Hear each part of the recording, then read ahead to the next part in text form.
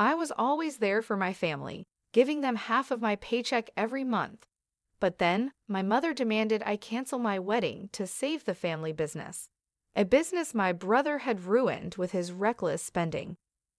When I said no, she slapped me hard across the face, and everything went dark as I stumbled back, hitting the wall behind me. I'm Linda, and for as long as I can remember, I've been the one holding my family together. As the responsible and dependable daughter, I've always been there to provide, to support, to give more of myself than I ever got back. I work as a project manager now, and while I've built a successful career that pays well, it often feels like my life isn't really my own. Since the day I started working full-time, I've given my parents nearly half of my monthly income just to ensure they live comfortably. Frank, my younger brother, has always been the favored child. He's 5 years younger than me, but even as kids, it was always Frank who got the praise, the attention, and the best of everything. I was the practical one, the reliable one who would do what's necessary, while he was constantly being celebrated, showered with affection and admiration. I've given and sacrificed, hoping someday my parents might finally appreciate me, not for what I could give, but for who I am. But the turning point came recently when my parents' demands took on a new, almost unbearable level. Frank had taken over our family business, a modest yet cherished enterprise that my parents had managed for decades. My parents adored the idea of Frank leading the family legacy, and they often talked about how he'd take the business to new heights. But instead, he was driving it into the ground. Poor management, irresponsible spending, and endless mistakes had left the business in financial ruin, and they looked to me, the dependable one, to save it. Just days before my wedding, my mother called me. "Linda, we need you to help us," she said, not a hint of doubt in her voice. "The business is in trouble, and your brother? Well, he needs a little support to get it back on track." I felt my stomach twist. Here I was finally planning something for myself, my future, and my happiness. My wedding was just days away, and my mother was asking me to drain my savings to cover Frank's mistakes. "Mom," I replied, trying to keep my voice steady, "I've always been here to support you, but I can't bail out the business. I have my own future to think about." There was a silence on the other end of the line. Then she spoke, her voice hard and cold. "So you're just going to abandon us? After everything we've done for you, you're going to walk away?" I took a deep breath. "I'm not abandoning anyone, Mom. I'm choosing to prioritize my life for once. I'm getting married, and I can't afford to risk everything I've saved." Her tone grew sharper. "Linda, this isn't just about money. It's about family. Your father and I have always counted on you. Frank needs you, and if you don't step up now, this business could fall apart." My heart raced as I realized just how deep their expectations ran. It was as if my own dreams didn't matter, as if my life existed solely to serve them and support Frank. "I can't, Mom," I said firmly. "I've given you so much. It's time Frank takes responsibility." She hung up without another word, but I could feel the weight of her disappointment through the silence. The next day, I was in my apartment, reviewing the final details for the wedding, when there was a loud knock on my door. I opened it to see my mother standing there, her expression twisted in anger. "What are you doing here?" I asked, shocked to see her. She pushed her way in, barely looking at me as she stepped inside. "How could you?" she spat. "How could you turn your back on us when we need you most?" I took a step back, startled by the anger in her eyes. "Mom, I'm not turning my back on anyone, but I've done everything you asked. I've given you almost half my salary every month, and I'm days away from getting married. I can't throw my future away to fix Frank's mistakes." Her eyes narrowed, and before I could react, she raised her hand and slapped me hard across the face. The shock of it left me speechless. "How dare you talk to me like that?" she shouted. "After everything we've done for you, this is how you repay us? You don't disobey me, Linda. You owe this family everything." My cheek burned from the slap, but the pain that stung deeper was in my heart. This was the moment I realized that I was nothing more to them than a provider. I had given so much of myself, but it was never enough. My sacrifices, my love, my support, it would never matter because I was never the one they truly cared about. I took a shaky breath, fighting back the tears. Mom, I can't keep sacrificing my happiness to cover for everyone else. I love you, but I'm not going to let you control my life any longer. She sneered, crossing her arms. Fine, but don't expect us to be there for you when you come crawling back. You're making a huge mistake, Linda. Don't come running to us when your selfishness catches up to you. Her words were sharp, meant to cut, but for the first time, I didn't feel the sting. Instead, I felt a strange sense of freedom, a weight lifting from my shoulders. I didn't need her approval or validation. This was my life, and I was finally taking control. After my mother stormed out, I stood there in silence, letting the weight of what had just happened settle over me. My cheek still stung from the slap, but it was nothing compared to the realization that had dawned upon me. I had been living my entire life trying to be the perfect daughter, the dependable one, the source of financial and emotional support. But in their eyes, I was only ever a means to an end. That evening, Daniel came over to help finalize some wedding plans. The moment he saw my face, he knew something was wrong. He walked over, gently holding my cheek as he examined the redness. Linda, what happened? I tried to keep my composure, but my voice shook as I explained everything. My mom, she came over, and she slapped me. She demanded that I bail out the family business with my savings, right before our wedding. Daniel's face grew dark with anger, his hands tightening as he pulled me into an embrace. Linda, you don't deserve this. You've done everything for them, and they can't just demand more and more without giving anything in return. I know, I whispered, my voice barely audible, but it's hard. I've spent my whole life trying to make them proud, to be the person they could rely on. And now it feels like they've never seen me as anything more than a source of money and support. Daniel held me, his voice soft but firm. You're not just their support, Linda. You're a person with dreams, and those dreams matter. I don't want you to feel guilty for choosing yourself this time. Those words, simple yet powerful, hit me deeply. For the first time in a long time, I felt like someone truly understood me, like someone saw me for who I was. Daniel wasn't just my partner, he was the one person who had my back unconditionally. We spent the rest of the evening together, going over the plans for our wedding, our future, and for the first time, I felt like I was taking a step forward without looking back.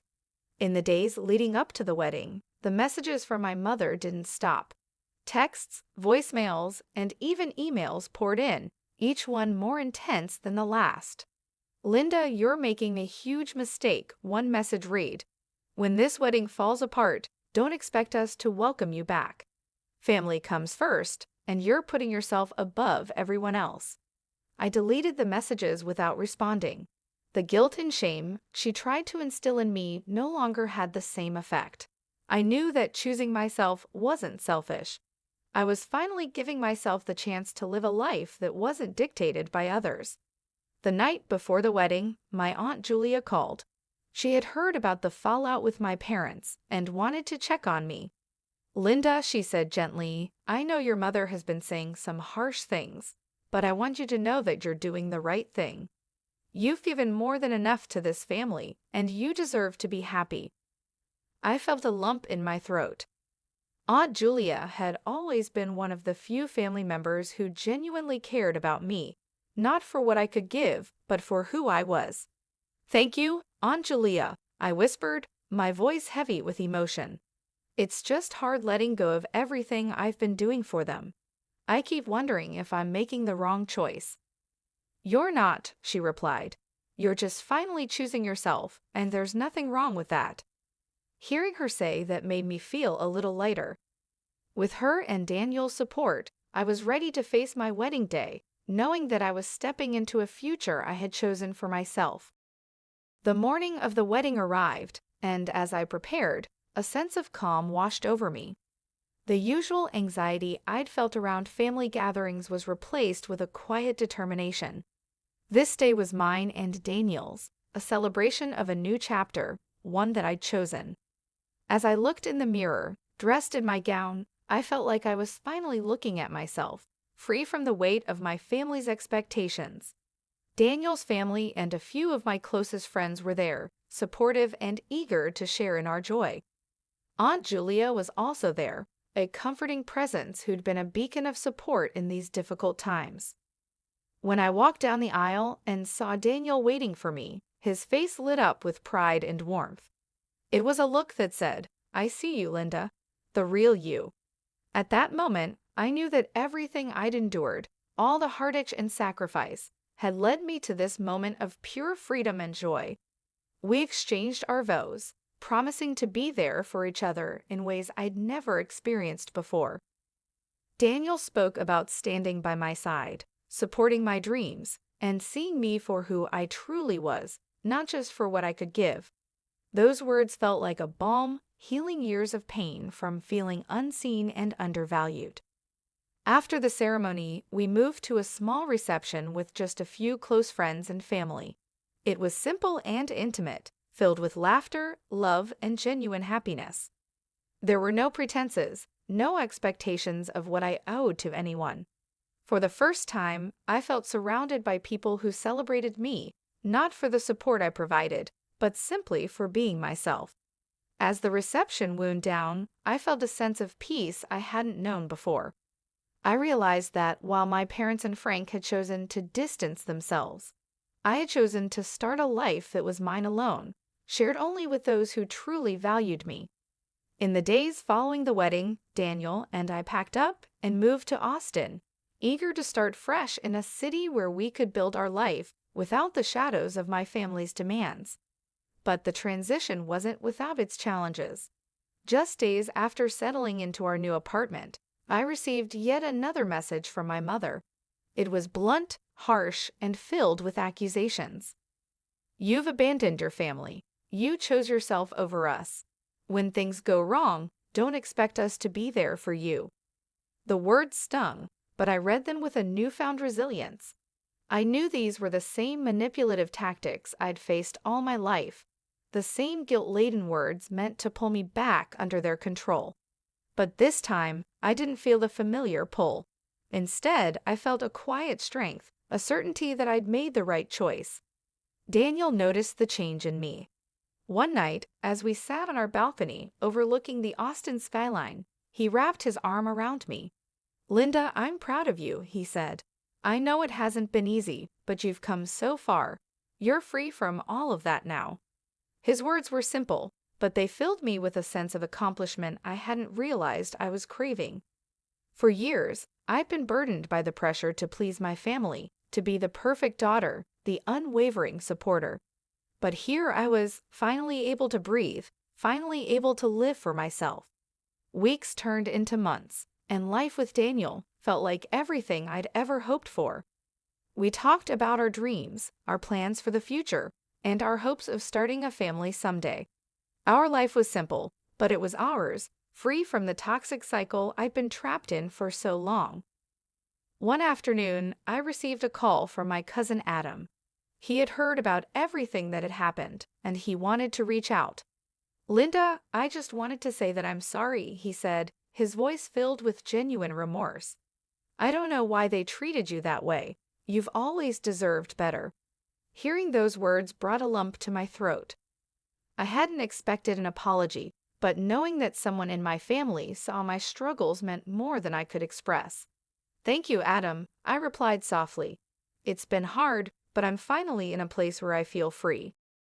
Adam's words reminded me that, while I had distanced myself from my parents, there were still people in my family who cared.